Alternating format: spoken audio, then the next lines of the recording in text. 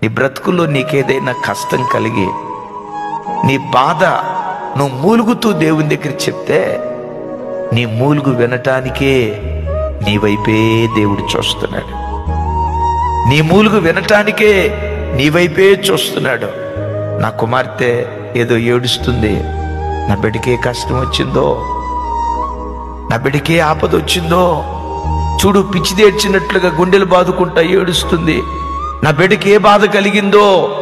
బిడ్డలారా, నువ్వు మూలుగుతూ ఉంటే ఆకాశమందలి దేవుని హృదయం పిండబడుతుంది.